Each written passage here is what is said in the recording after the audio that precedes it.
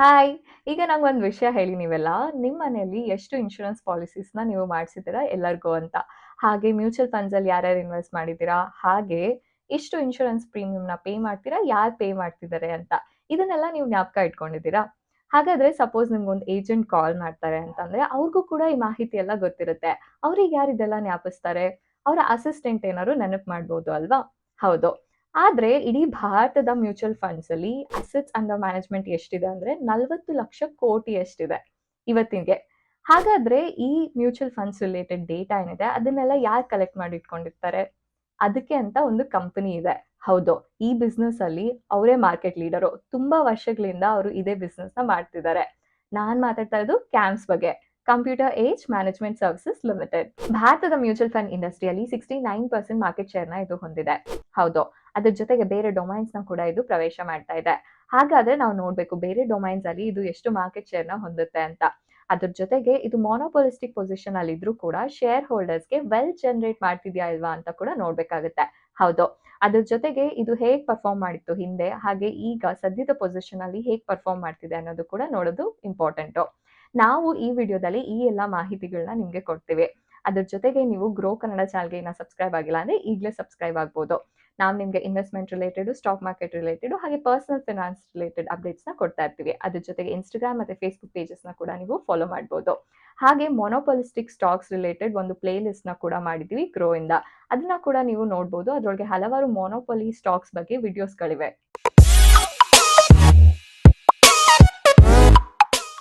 ಬನ್ನಿ ಈಗ ಈ ಮೊನೊಪೊಲಿ ಸ್ಟಾಕ್ ಬಗ್ಗೆ ಹಾಗೆ ಇಂಡಸ್ಟ್ರಿ ಬಗ್ಗೆ ತಿಳ್ಕೊಳ್ಳೋಣ. ಮ್ಯೂಚುವಲ್ ಫಂಡ್ ಇಂಡಸ್ಟ್ರಿ ಅಂತ ತಗೊಂಡ್ರೆ ಭಾರತದಲ್ಲಿ ಇದು ವೇಗವಾಗಿ ಬೆಳೀತಿದೆ ಅಂತ ಹೇಳ್ಬೋದು. ಹೇಗೆ ಅಂತ ಕೇಳ್ತೀರಾ? ಜನರಲ್ಲಿ ಇವತ್ತಿನ ದಿನ ಅಂತ ತಗೊಂಡ್ರೆ ಫೈನಾನ್ಷಿಯಲ್ ಪ್ಲಾನಿಂಗು ಮತ್ತೆ ಇನ್ವೆಸ್ಟ್‌ಮೆಂಟ್ ಅಂದ್ರೆ ಹಣಕಾಸಿನ ಯೋಜನೆಗಳು ಮತ್ತೆ ಹೂಡಿಕೆಗಳು ಇದ್ರ ಬಗ್ಗೆ ಅರಿವು ತುಂಬಾನೇ ಜಾಸ್ತಿ ಆಗ್ತಿದೆ. ಆದ್ರಿಂದ ಅವರು ಜಾಸ್ತಿ ಇನ್ವೆಸ್ಟ್ ಕೂಡ ಮಾಡ್ತಾ ಇದ್ದಾರೆ.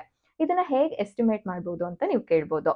ಈಗ ಮ್ಯೂಚುವಲ್ ಫಂಡ್ಸ್ ಇರುತ್ತಲ್ಲ ಅದ್ರದ್ದು ಅಸೆಟ್ಸ್ ಅಂಡರ್ ಮ್ಯಾನೇಜ್ಮೆಂಟ್ ಏನಿದೆ ಅದನ್ನ ನಾವು ನೋಡಿದ್ರೆ ಕಳೆದ ವರ್ಷಗಳಲ್ಲಿ ತುಂಬಾನೇ ಬೆಳೆದಿದೆ ಅಂತ ಹೇಳ್ಬೋದು. ಈಗ ನೀವು ಕೇಳ್ಬೋದು ಅಸೆಟ್ಸ್ ಅಂಡರ್ ಮ್ಯಾನೇಜ್ಮೆಂಟ್ ಅಂದ್ರೆ ಏನು ಅಂತ?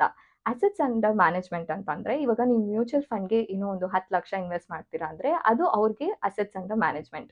ಅಂದ್ರೆ ನೀವು ಏನ್ ಇನ್ವೆಸ್ಟ್ ಮಾಡಿರ್ತಾರೋ ನಿಮ್ಮ ಪರವಾಗಿ ಅವರು ಆ ಅಸೆಟ್‌ನ ಮ್ಯಾನೇಜ್ ಮಾಡ್ತಾರೆ ಅಂತ. ಅಂದ್ರೆ ನಿಮ್ಮ ಪರವಾಗಿ ಅದನ್ನ ಅವರು ಹೂಡಿಕೆ ಮಾಡ್ತಾರೆ ಅಥವಾ ಅವ್ರು ಅದನ್ನ ಹೇಗೆ ಗ್ರೋತ್‌ನ ಕಾಣೋದು ಅಂತ ನೋಡ್ತಾರಲ್ವಾ? ಸೊ ಈ ಹಣ ಅವ್ರಿಗೆ ಅಸೆಟ್ ಅಂಡರ್ ಮ್ಯಾನೇಜ್ಮೆಂಟ್ ಆಗುತ್ತೆ. ಭಾರತದ ಮ್ಯೂಚುವಲ್ ಫಂಡ್ ಇಂಡಸ್ಟ್ರಿಯ ಟೋಟಲ್ ಅಸೆಟ್ಸ್ ಏನಿದೆ ಅದು ಆಲ್ ಟೈಮ್ ಹೈ ಅಷ್ಟು ರೀಚ್ ಆಗ್ತಾ ಇದೆ. ಹಾಗೆ ನೋಡ್ಬೇಕಂದ್ರೆ ಎಸ್-ಐ-ಪಿ ಅಂದ್ರೆ ಸಿಸ್ಟಮ್ಯಾಟಿಕ್ ಇನ್ವೆಸ್ಟ್‌ಮೆಂಟ್ ಪ್ಲಾನ್ ಏನಿದೆ ಅದು ಕೂಡ ಮ್ಯೂಚುವಲ್ ಫಂಡ್ ಇಂಡಸ್ಟ್ರಿಯಲ್ಲಿ ಜಾಸ್ತಿ ಆಗ್ತಿದೆ ಅಂತ ಹೇಳ್ಬೋದು. ಇಷ್ಟೆಲ್ಲ ಜಾಸ್ತಿ ಆದ್ರೂ ಕೂಡ ಭಾರತದ ಮ್ಯೂಚುವಲ್ ಫಂಡ್ ಇಂಡಸ್ಟ್ರಿ ಏನಿದೆ ಅದು ಬೇರೆ ದೇಶಗಳಿಗೆ ಕಂಪೇರ್ ಮಾಡಿದ್ರೆ ಲೋ ರೇಂಜ್ ಅಲ್ಲೇ ಇದೆ ಅಂತ ಹೇಳ್ಬೋದು. ಹಾಗಾದ್ರೆ ಬೆಳವಣಿಗೆಯ ಸಾಮರ್ಥ್ಯ ಏನಿದೆ ಅದು ತುಂಬಾನೇ ಜಾಸ್ತಿ ಇದೆ ಭಾರತದ ಮ್ಯೂಚುವಲ್ ಫಂಡ್ ಇಂಡಸ್ಟ್ರಿಗೆ. ಇದರಿಂದ ಅಡ್ವಾಂಟೇಜ್ ಆಗುತ್ತೆ ಅಂತ ಹೇಳ್ಬೋದು. ಜೆಫ್ರೀಸ್ ಅವ್ರದ್ದು ಒಂದು ರಿಪೋರ್ಟ್ ಪ್ರಕಾರ 2030ರಲ್ಲಿ ಭಾರತದ ಮ್ಯೂಚುವಲ್ ಫಂಡ್ ಇಂಡಸ್ಟ್ರಿಯ ಅಸೆಟ್ಸ್ ಅಂಡರ್ ಮ್ಯಾನೇಜ್ಮೆಂಟ್ ಏನಿದೆ ಅದು 90 ಟ್ರಿಲಿಯನ್ ಅಷ್ಟು ರೀಚ್ ಆಗುತ್ತೆ ಅಂತ ಹೇಳ್ತಿದ್ದಾರೆ. ಹಾಗೆ ಎಎಂಎಫ್ಐ ಪ್ರಕಾರ ಅಂದ್ರೆ association of mutual funds in India ಪ್ರಕಾರ ಬರೋ ಸಮಯದಲ್ಲಿ ಈ ಇಂಡಸ್ಟ್ರಿ ಒಳ್ಳೆ ಗ್ರೋತ್ ನ ಕಾಣಲಿದೆ ಅಂತ. ಹಾಗೆ ನೋಡ್ಬೇಕಂದ್ರೆ ಕಸ್ಟಮರ್ ಸಂಖ್ಯೆ ಏನಿದೆ ಅದು 10 ಕೋಟಿ ರೀಚ್ ಆಗುತ್ತೆ ಅನ್ನೋ ನಿರೀಕ್ಷೆಯನ್ನ ಕೂಡ ಹೊಂದಿದ್ದಾರೆ. ಹಾಗೆ ಈ ಇಂಡಸ್ಟ್ರಿ ಇಷ್ಟು ವೇಗವಾಗಿ ಹೇಗ್ ಬೆಳೀತಿದೆ ಅಂತ ನೀವು ಕೇಳ್ಬೋದು. ಅದಕ್ಕೆ ಹಲವಾರು ರೀಸನ್ಸ್ ಗಳಿವೆ. ಹಾಗೆ ಒಂದು ರೀಸನ್ ಅಂತ ನೋಡಿದ್ರೆ ರ್ಯಾಪಿಡ್ ಇಂಟರ್ನೆಟ್ ಪೆನಿಟ್ರೇಷನ್ ಅಂತ ಹೇಳ್ಬೋದು. ಅಂದ್ರೆ ಇಂಟರ್ನೆಟ್ ಏನಿದೆ ಅದು ಎಲ್ಲರಿಗೂ ಈಸಿಯಾಗಿ ಸಿಗ್ತಾ ಇದೆ. ಹಾಗೆ ಸ್ಮಾರ್ಟ್ ಫೋನ್ ಬಳಕೆ ಕೂಡ ತುಂಬಾನೇ ಜಾಸ್ತಿ ಆಗಿದೆ ಅಂತ ಹೇಳ್ಬೋದು. ಅಷ್ಟೇ ಅಲ್ದಿರ ಇಂಟರ್ನೆಟ್ ಡೇಟಾ ಏನಿದೆ ಅದು ಚೀಪ್ ಆಗಿ ಸಿಗ್ತಾ ಇದೆ. ಕಡಿಮೆ ಕಾಸ್ಗೆನೆ ಸಿಗ್ತಿದೆ. ಅದಷ್ಟೇ ಅಲ್ದಿರ ಇಂಟರ್ನೆಟ್ ರೀಚ್ ಏನಿದೆ ಅದು ಹಳ್ಳಿಗಳಲ್ಲೂ ಸಿಗ್ತಾ ಇದೆ. ಅದ್ರ ಜೊತೆಗೆ ಏನಂದ್ರೆ ನೀವು ಯು-ಪಿ-ಐ ಪೇಮೆಂಟ್ಸ್ ಕೂಡ ಮಾಡ್ಬೋದು. 1 ಮಿನಿಟ್ ಅಲ್ಲಿ ನೀವು ಡಿಸೈಡ್ ಮಾಡಿ ನೀವು ಇನ್ವೆಸ್ಟ್ ಕೂಡ ಮಾಡ್ಬೋದು. ಎರಡನೇ ರೀಸನ್ ಬಂದು ಇನ್ವೆಸ್ಟರ್ ಎಜುಕೇಷನ್. ಸೆಬಿ ಆಗಿರ್ಬೋದು, ಎಎಂಎಫ್ಐ ಆಗಿರ್ಬೋದು ಅಥವಾ ಬೇರೆ ಪ್ಲಾಟ್‌ಫಾರ್ಮ್ಸ್ ಆಗಿರ್ಬೋದು ಅಥವಾ ಸರ್ವಿಸ್ ಪ್ರೊವೈಡರ್ಸ್ ಆಗಿರ್ಬೋದು. ಎಲ್ರೂ ಕೂಡ ಇನ್ವೆಸ್ಟರ್ಸ್‌ಗೆ ಮಾರ್ಕೆಟ್ ರಿಲೇಟೆಡ್ ಇನ್ಫಾರ್ಮೇಷನ್‌ನ ಕೊಡೋದಕ್ಕೆ ಮುಂದಾಗಿದ್ದಾರೆ. ಹೌದು. ಅವೇರ್‌ನೆಸ್‌ನ ಮೂಡಿಸೋದಕ್ಕೆ ಪ್ರಯತ್ನ ಪಡ್ತಿದ್ದಾರೆ. ಅದೇ ರೀತಿ ಗ್ರೋ ಅವರು ಕೂಡ ಯೂಟ್ಯೂಬಲ್ಲಿ, ಇನ್‌ಸ್ಟಾಗ್ರಾಮಲ್ಲಿ ಹಾಗೆ ಫೇಸ್‌ಬುಕ್ಕಲ್ಲಿ ಕೂಡ ಕಾಂಟೆಂಟ್ ಕ್ರಿಯೇಷನ್‌ನ ಮಾಡ್ತಾ ಇದ್ದಾರೆ. ಇದರಿಂದ ಇನ್ವೆಸ್ಟರ್ಸು ಸ್ಮಾರ್ಟ್ ಇನ್ವೆಸ್ಟರ್ಸ್ ಆಗ್ಲಿ ಅಂತ. ರಿಟೇಲ್ ಇನ್ವೆಸ್ಟರ್ಸ್‌ಗೆ ಒಳ್ಳೆ ಫೈನಾನ್ಷಿಯಲ್ ಇನ್ಫಾರ್ಮೇಷನ್ ಸಿಕ್ಕಿದಾಗ ಅವರು ಒಳ್ಳೆ ಡಿಸಿಷನ್ಸ್‌ನ ತಗೊಳ್ತಾರೆ. ಅದರಿಂದ ಏನಾಗುತ್ತೆ ಎಕನಾಮಿಕ್ ಗ್ರೋತ್ ಕೂಡ ಆಗುತ್ತೆ ಅಂತ ಹೇಳ್ಬೋದು. ಹಾಗೆ ರಿಟೈರ್ಮೆಂಟ್ ಪ್ಲಾನಿಂಗ್ ಕೂಡ ಒಂದು ರೀಸನ್ ಅಂತ ಹೇಳ್ಬೋದು. ಯೂತ್ ಬೇಗ ರಿಟೈರ್ ಆಗಬೇಕು ಅಂತ ಹಲವಾರು ಇನ್ವೆಸ್ಟ್‌ಮೆಂಟ್ಸ್‌ನ ಮಾಡ್ತಿದ್ದಾರೆ. ಹಾಗೆ ನೋಡ್ಬೇಕಂದ್ರೆ ಎಷ್ಟೊಂದು ಜನ ಫೈರ್‌ನ ಕೂಡ ಫಾಲೋ ಮಾಡ್ತಿದ್ದಾರೆ. Financially independent to retire early ಅಂತ. ಇದ್ರ ಬಗ್ಗೆ ಕೂಡ ನಾನೊಂದು ಡೀಟೇಲ್ ವಿಡಿಯೋನ ಮಾಡಿದ್ದೀನಿ. ಅದನ್ನ ಕೂಡ ನೀವು ಚೆಕ್ ಮಾಡ್ಬೋದು. ಹಾಗೆ ನೋಡ್ಬೇಕಂದ್ರೆ ಟ್ಯಾಕ್ಸ್ ಬೆನಿಫಿಟ್ಸ್ ಏನಿದೆ ಅದು ತುಂಬಾನೇ ಇಂಪಾರ್ಟೆನ್ಸ್‌ನ ಪಡ್ಕೊಂತಾ ಇದೆ. ಹೇಗೆ ಅಂತೀರಾ? ನಿಮ್ಮ ಸ್ಯಾಲರಿ ಇನ್ಕ್ರೀಸ್ ಆದ್ರೆ ಟ್ಯಾಕ್ಸ್ ಕೂಡ ಇನ್ಕ್ರೀಸ್ ಆಗುತ್ತೆ. ಆದ್ರಿಂದ ನೀವು ಇನ್ವೆಸ್ಟ್ ಮಾಡಿ ಟ್ಯಾಕ್ಸ್ ಬೆನಿಫಿಟ್ಸ್‌ನ ಪಡ್ಕೊಳ್ಳೋದು ಕೂಡ ಮುಖ್ಯ ಆಗುತ್ತೆ. ಈ ಇಡೀ ಮ್ಯೂಚುವಲ್ ಫಂಡ್ ಇಂಡಸ್ಟ್ರಿಯ ರೆಕಾರ್ಡ್ ಕೀಪಿಂಗ್ ಬಿಸ್ನೆಸ್ ಏನಿದೆ ಅದು ಮೊನೊಪೊಲಿ ಆಗಿದೆ ಅಂತ ಹೇಳ್ಬೋದು. ಹೌದು, ಕ್ಯಾನ್ಸ್ ಇದರ ಲೀಡರ್ ಆಗಿದೆ. ಅದ್ರ ಜೊತೆಗೆ ಕೇಫಿನ್ ಟೆಕ್ನಾಲಜೀಸ್ ಕೂಡ ಇನ್ವಾಲ್ವ್ ಆಗಿದೆ. ಇದು ಸೆಕೆಂಡ್ ಸ್ಥಾನದಲ್ಲಿದೆ ಅಂತ ಹೇಳ್ಬೋದು. ಅಂದ್ರೆ ಇದನ್ನ ಕಾರ್ವಿ ಫಿನ್‌ಟೆಕ್ ಅಂತ ಮುಂಚೆ ಕರೀತಾ ಇದ್ರು. ಹಾಗೆ ನೋಡ್ಬೇಕಂದ್ರೆ ನಮ್ಮ ಫೈನಾನ್ಷಿಯಲ್ ಸಿಸ್ಟಮ್ ಅಲ್ಲಿ ಹಲವಾರು ಮಧ್ಯವರ್ತಿಗಳು ಇರ್ತಾರೆ. ಫೈನಾನ್ಷಿಯಲ್ ಸರ್ವಿಸಸ್‌ನ ನಿಮ್ ತನಕ ತಲುಪಿಸೋದಿಕ್ಕೆ. ಡೈರೆಕ್ಟ್‌ಲಿ ಇರ್ಬೋದು ಅಥವಾ ಇಂಡೈರೆಕ್ಟ್‌ಲಿ ಇರ್ಬೋದು. ಅದ್ರೊಳಗೆ ಒಂದು ಇಂಟರ್‌ಮೀಡಿಯರಿ ಅಂದ್ರೆ ರಿಜಿಸ್ಟ್ರಾರ್ ಅಂಡ್ ಟ್ರಾನ್ಸ್‌ಫರ್ ಏಜೆಂಟ್ ಅಂತ ಅಂದ್ರೆ ಆರ್‌ಟಿಎ ಅಂತ. ಹೌದು. ಇವ್ರೇನ್ ಮಾಡ್ತಾರೆ ಅಂದ್ರೆ ಇವಾಗ ಒಂದು ಸ್ಕೂಲಲ್ಲಿ ಹೇಗೆ ಒಂದು ಸ್ಟೂಡೆಂಟ್ ರೆಕಾರ್ಡ್ಸ್‌ನ ಮೇಂಟೈನ್ ಮಾಡ್ತಾರೆ. ಅಂದ್ರೆ ರೋಲ್ ನಂಬರ್ ಆಗಿರ್ಬೋದು, ಸಬ್ಜೆಕ್ಟ್ ಆಗಿರ್ಬೋದು ಅಥವಾ ಯಾವ ಸ್ಟ್ಯಾಂಡರ್ಡ್ ಅಂತ. ಇದೇ ರೀತಿ ಒಬ್ಬ ಇನ್ವೆಸ್ಟರ್‌ದು ಎಲ್ಲಾ ಟ್ರಾನ್ಸಾಕ್ಷನ್ ಡೀಟೇಲ್ಸ್ ಮತ್ತೆ ಅವರ ಡೀಟೇಲ್ಸ್ ಏನಿದೆ ಅದನ್ನೆಲ್ಲ ಕೂಡ ಇವ್ರು ಮೇಂಟೈನ್ ಮಾಡ್ತಾರೆ. ಅದು ಮ್ಯೂಚುವಲ್ ಫಂಡ್ ಹೌಸ್‌ಗಾಗಿರ್ಬೋದು ಅಥವಾ ಲಿಸ್ಟೆಡ್ ಎಂಟಿಟಿಗಾಗಿರ್ಬೋದು. ಹಾಗೆ ಐಪಿಒ ಮತ್ತೆ ಎಫ್‌ಪಿಒ ಇಶ್ಯೂಸ್ ಅಲ್ಲೂ ಕೂಡ ಆರ್‌ಟಿಎಸ್ ಏನ್ ಮಾಡ್ತಾರೆ ರಿಜಿಸ್ಟ್ರಾರ್ಸ್ ಆಗಿ ವರ್ಕ್ ಮಾಡ್ತಾರೆ. ಆಗ ಐಪಿಒ ಮತ್ತೆ ಎಫ್‌ಪಿಒ ಅಪ್ಲಿಕೇಶನ್ಸ್‌ಗಳ ಮೇಂಟೆನೆನ್ಸ್ ಇರ್ಬೋದು ಅಥವಾ ಅಲಾಟ್‌ಮೆಂಟ್ ಇರ್ಬೋದು ಅಥವಾ ಪ್ರೊಸೆಸಿಂಗ್ ಇರ್ಬೋದು, ಡಿಸ್ಪ್ಯಾಚ್ ಇರ್ಬೋದು ಇವೆಲ್ಲನೂ ಕೂಡ ಇವರೇ ಹ್ಯಾಂಡಲ್ ಮಾಡ್ತಾರೆ.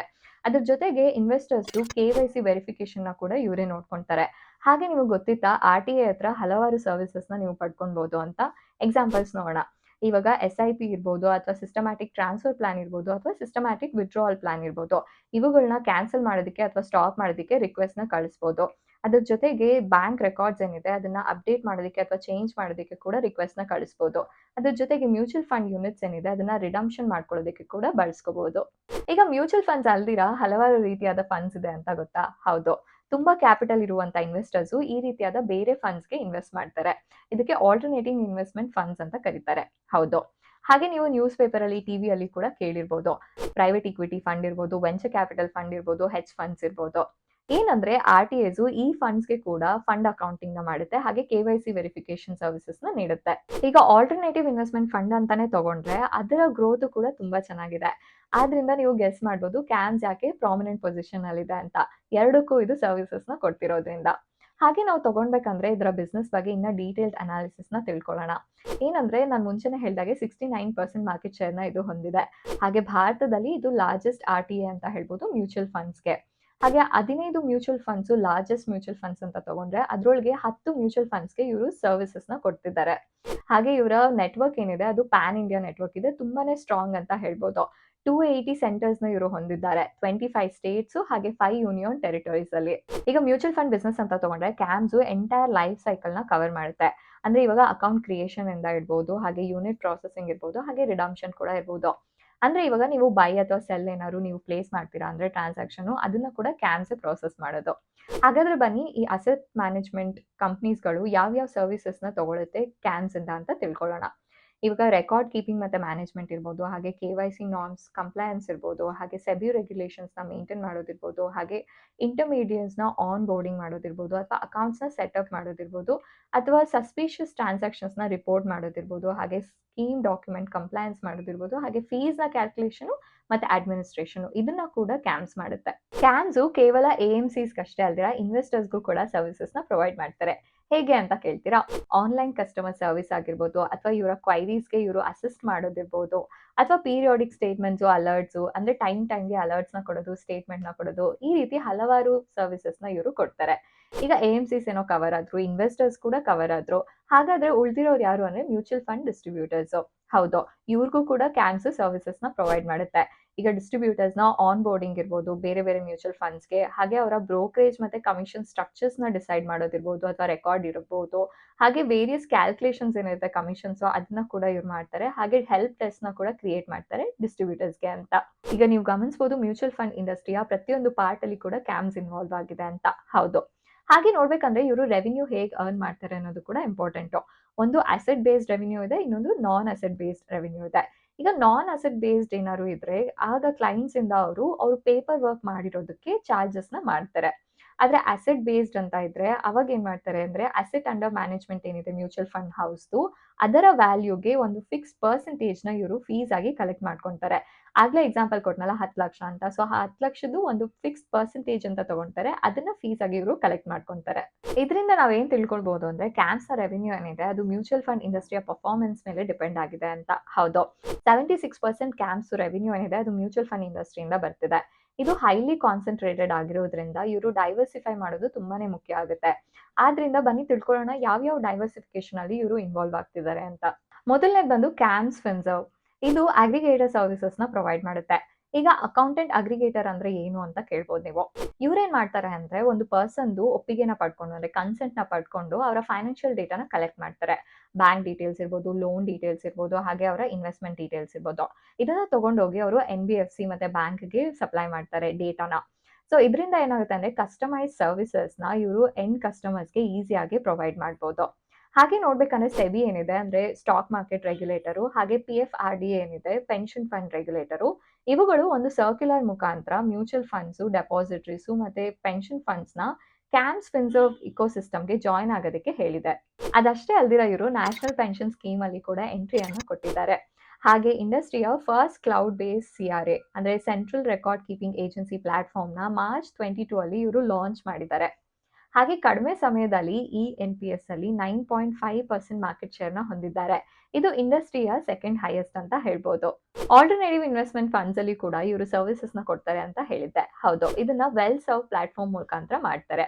ಹೌದು, ಇಯರ್ ಆನ್ ಇಯರ್ ಇದು ಒಳ್ಳೆ ಗ್ರೋತ್ ನ ಕೊಟ್ಟಿದೆ, 32% ಅಷ್ಟು. ಹಾಗೆ ನೋಡ್ಬೇಕಂದ್ರೆ ಮತ್ತೊಂದು ಪ್ಲಾಟ್ಫಾರ್ಮ್ ಅಂದ್ರೆ ಕ್ಯಾಂಪ್ಸ್ ಪೇ. ಇದು ಮ್ಯೂಚುವಲ್ ಫಂಡ್, ಇನ್ಶೂರೆನ್ಸ್ ಮತ್ತೆ NBFC ಟ್ರಾನ್ಸಾಕ್ಷನ್ಸ್ ನ ಸಪೋರ್ಟ್ ಮಾಡುತ್ತೆ. ಹಾಗೆ ಇವರು ಇನ್ವೆಸ್ಟ್ಮೆಂಟ್ಸ್ ನ ಆಟೋಮೇಟ್ ಮಾಡೋದಕ್ಕೆ ಕೂಡ ಹೆಲ್ಪ್ ಮಾಡಿದ್ದಾರೆ, UPI ಪೇಮೆಂಟ್ಸ್ ಮುಖಾಂತರ ಹಾಗೆ ನೆಟ್ ಬ್ಯಾಂಕಿಂಗ್ ಸರ್ವಿಸಸ್ ಮುಖಾಂತರ. ಈಗ ಇನ್ಶೂರೆನ್ಸ್ ಸೆಕ್ಟರ್ ಅಲ್ಲಿ ಕೂಡ ಇವರು ಸರ್ವಿಸಸ್ ನ ಪ್ರೊವೈಡ್ ಮಾಡ್ತಾರೆ ಕ್ಯಾಮ್ಸ್ರೆಪ್ ಅನ್ನೋ ಪ್ಲಾಟ್ಫಾರ್ಮ್ ಮುಖಾಂತರ. ಹೌದು, ಇನ್ಶೂರೆನ್ಸ್ ಪಾಲಿಸಿ ಹೋಲ್ಡರ್ಸ್ ಪಾಲಿಸೀಸ್ ಇರ್ಬೋದು, ಪ್ರೀಮಿಯಮ್ಸ್ ಇರ್ಬೋದು, ಮೆಚುರಿಟಿ ಡೇಟ್ ಇರ್ಬೋದು, ಇವುಗಳನ್ನೆಲ್ಲ ಕೂಡ ಇವರು ಟ್ರ್ಯಾಕ್ ಮಾಡ್ತಾರೆ.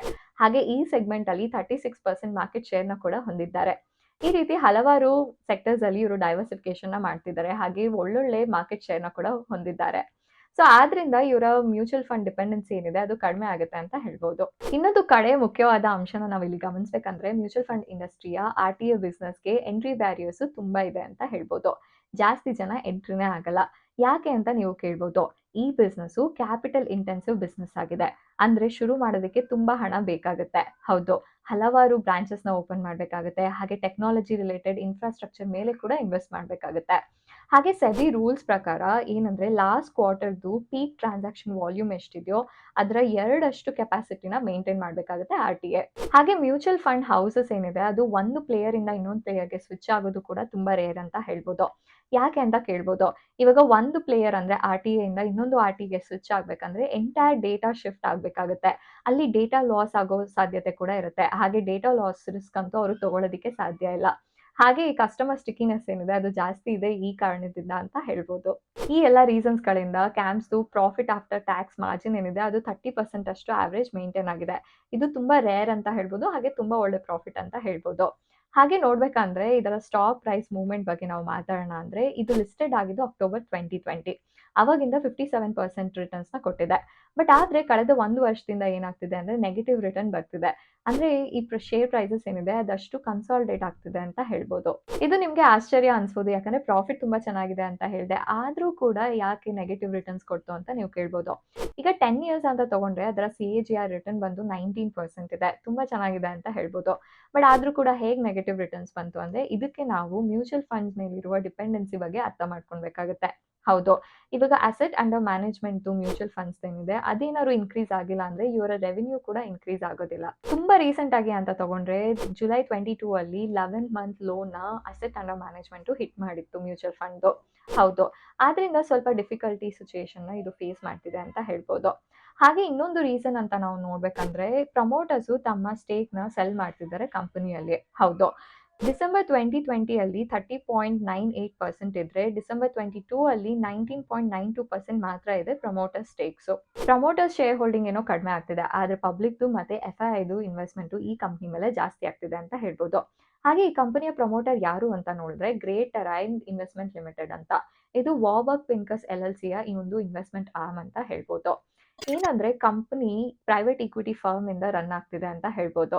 ಈಗ ನಮ್ಗೆಲ್ಲರಿಗೂ ಗೊತ್ತು ಪ್ರೈವೇಟ್ ಇಕ್ವಿಟಿ ಫರ್ಮ್ ಒಂದು ಕಂಪನಿಯಲ್ಲಿ ಯಾಕೆ ಇನ್ವೆಸ್ಟ್ ಮಾಡುತ್ತೆ ಅಂತ, ಅವ್ರಿಗೆ ಬೇಕಾದಷ್ಟು ಪ್ರಾಫಿಟ್ ಪಡ್ಕೊಳ್ಳೋದಿಕ್ಕೆ ಅಂತ. ಹೌದು, ಹಾಗೆ ಅವರು ಆಪರೇಷನ್ಸ್ ಮೇಲೆ ಕೂಡ ಕ್ಲೋಸ್ಲಿ ಮಾನಿಟರ್ ಮಾಡ್ತಾ ಇರ್ತಾರೆ, ಯಾಕಂದ್ರೆ ಕಂಪನಿ ಗ್ರೋತ್ ಅವ್ರಿಗೆ ಬೇಕಾದಷ್ಟು ಬರಬೇಕು ಅಂತ. ಹಾಗಾದ್ರೆ ಪ್ರಮೋಟರ್ ಸೆಲ್ಲಿಂಗು ಒಂದು ರೆಡ್ ಸಿಗ್ನಲ್ ಅಂತ ನೀವು ಕೇಳ್ಬೋದು. ನೆಸೆಸರಿ ಇಲ್ಲ ಅಂತ ಹೇಳ್ತೀನಿ. ಹೌದು. ಯಾಕಂದ್ರೆ ಎಕ್ಸ್‌ಪರ್ಟ್ಸ್ ಪ್ರಕಾರ ಮ್ಯೂಚುವಲ್ ಫಂಡ್ ಇಂಡಸ್ಟ್ರಿ ಏನಿದೆ ಅದು ರಿವೈವಲ್ ಆಗೋ ಚಾನ್ಸಸ್ ಕೂಡ ಇದೆ. ಹಾಗೆ ಕ್ಯಾಮ್ಸ್‌ಗೆ ಬರುವಂಥ ಇನ್‌ಫ್ಲೋ ಏನಿದೆ ಮ್ಯೂಚುವಲ್ ಫಂಡ್ಸ್‌ದು ಮತ್ತೆ ನಾನ್ ಮ್ಯೂಚುವಲ್ ಫಂಡ್ ಬಿಸ್ನೆಸ್ ಇಂದ ಬರುವಂಥ ಇನ್‌ಫ್ಲೋಸ್ ಏನಿದೆ ಅದು ಬರುವ ಸಮಯದಲ್ಲಿ ಜಾಸ್ತಿ ಆಗ್ಬೋದು ಅಂತ ಎಕ್ಸ್‌ಪೆಕ್ಟೇಷನ್ಸ್ ಇದೆ. ಹಾಗೆ ನಾವು ಮುಂದಿನ ಕ್ವಾರ್ಟರ್ಸ್ ಅಲ್ಲಿ ನೋಡ್ಬೇಕಾಗುತ್ತೆ ಕ್ಯಾಮ್ಸ್ ಇದೇ ರೀತಿಯಾದ ಮಾರ್ಕೆಟ್ ಶೇರ್‌ನ ಹೊಂದಿರುತ್ತಾ ಇಲ್ವಾ ಅಂತ. ನಾವು ಕೊಟ್ಟ ಮಾಹಿತಿ ನಿಮ್ಗೆ ಇಷ್ಟ ಆಗಿದೆ ಅಂತ ಅನ್ಕೊಂತೀನಿ. ಇಷ್ಟ ಆದಲ್ಲಿ ಲೈಕ್ ಮಾಡಿ, ಹಾಗೆ ಶೇರ್ ಮಾಡಿ. ಹಾಗೆ ನೀವಿನ್ನೂ ಸಬ್ಸ್ಕ್ರೈಬ್ ಆಗಿಲ್ಲ ಅಂದ್ರೆ ಈಗಲೇ ಸಬ್ಸ್ಕ್ರೈಬ್ ಆಗಿ. ನಾವು ನಿಮಗೆ ಇನ್ವೆಸ್ಟ್‌ಮೆಂಟ್ ರಿಲೇಟೆಡು, ಹಾಗೆ ಸ್ಟಾಕ್ ಮಾರ್ಕೆಟ್ ರಿಲೇಟೆಡ್, ಹಾಗೆ ಪರ್ಸನಲ್ ಫೈನಾನ್ಸ್ ರಿಲೇಟೆಡ್ ಅಪ್ಡೇಟ್ಸ್‌ನ ಕೊಡ್ತಾ ಇರ್ತೀವಿ. ಹಾಗೆ ಇನ್‌ಸ್ಟಾಗ್ರಾಮ್ ಮತ್ತೆ ಫೇಸ್‌ಬುಕ್ ಪೇಜಸ್‌ನ ಕೂಡ ನೀವು ಫಾಲೋ ಮಾಡ್ಬೋದು. ಹಾಗೆ ಇದು ಕೇವಲ ಎಜುಕೇಷನಲ್ ಪರ್ಪಸ್‌ಗೆ ಮಾತ್ರ, ಯಾವುದೇ ಬೈ ಆಂಡ್ ಸೆಲ್ ರಿಕಮೆಂಡೇಷನ್ಸ್ ಇಲ್ಲ. ನಿಮ್ಮ ಓನ್ ರಿಸರ್ಚ್ ಮಾಡೋದನ್ನ ನೀವು ಮರಿಬೇಡಿ.